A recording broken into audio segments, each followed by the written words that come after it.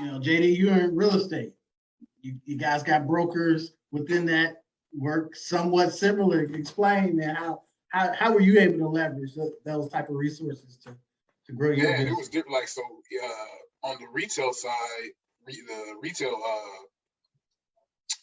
retail sales for real estate, originally, like, I didn't know the game. So, you think you just get your license, you can go out and start selling homes. But you have to have a broker. Legally, you can't, as a realtor, as a real estate agent, you can't just get a commission for selling the property. It has to go through someone with the broker's license. So I have, my starting point has to be connected with the broker. Now, what you can do is you can negotiate your splits for your commission. That's how you can kind of control a little bit of leverage there.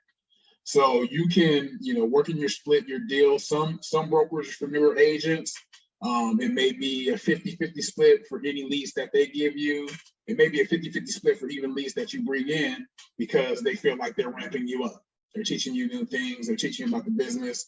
You're leaning on them heavy. You're taking up, what the consideration is that you're taking up some of their time that they can be using to build wealth to help you learn how to build wealth yourself. So it may be a trade-off. Certain brokers, and this is more research for you to do if you're thinking about getting real estate. Talk to your brokers, talk to different brokerages. More than anything, don't just stop at one. Talk to multiple brokerages because it all depends on what you're looking for. If you're looking for an environment that's going to teach you more, you may want to give up that money right now on the split because you're going to be learning the game while you're there. So that goes back to you got to think about it. It can sound painful because you're giving away money, but at the same time, you're leveraging their knowledge.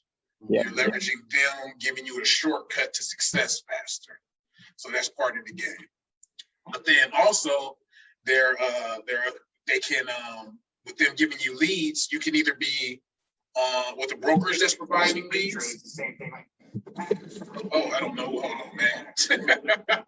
I got a video playing in the background. I don't know where it came from. There we go. But the other way is you can be a part of a team. And the team can be giving you leads, and you may have a deal where you're splitting those leads. Now, if you're a freshly started realtor, it's kind of like what Tavante said. You have no one you can really reach out to help you build your business besides your circle of influence. And their circle of influence is basically your friends, family members, coworkers. That wears out real quick. Because when you call them friends, think about that one friend that calls you and they always into something different. They're selling this, some type of MLM they part of. They're selling you Herbalife. They're selling you Prime American. That's what it feels like when you're reaching out sometimes to your circle of friends. Yes, exactly. For sales, they may your circle of friends isn't going to always be your primary target for sales.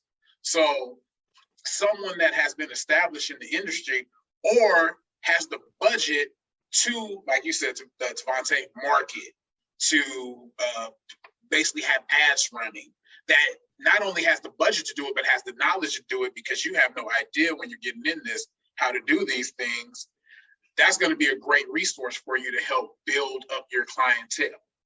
Build up your clientele, put some money in your pocket, which is definitely important, but help you build up your clientele because eventually what will happen if you do that long enough, yeah, you may be getting 50% of a commission.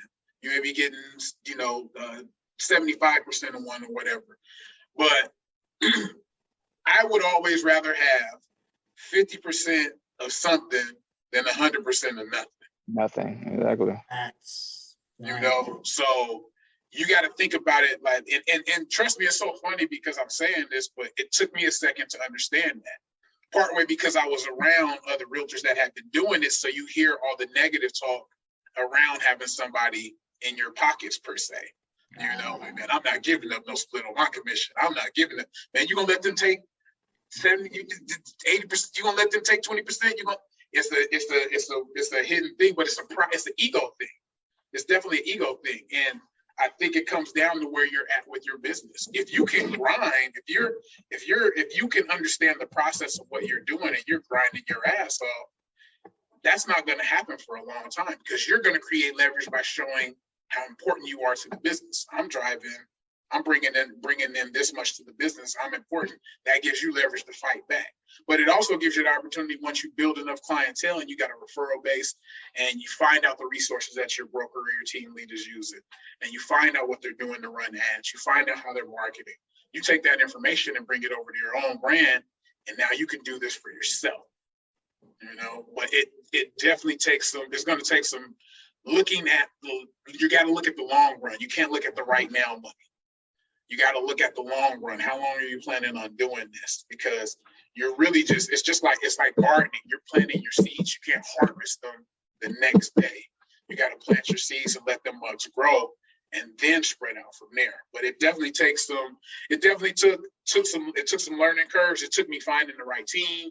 It took me learning to negotiate with brokers, and learning to negotiate with team leads to show my strengths and my value, and some ups and downs, left and rights, being on the wrong team, feeling like I was getting played, and changing it up. But if you can just keep the long game in mind, you'll learn that it's a good thing to be able to leverage what somebody else is giving you.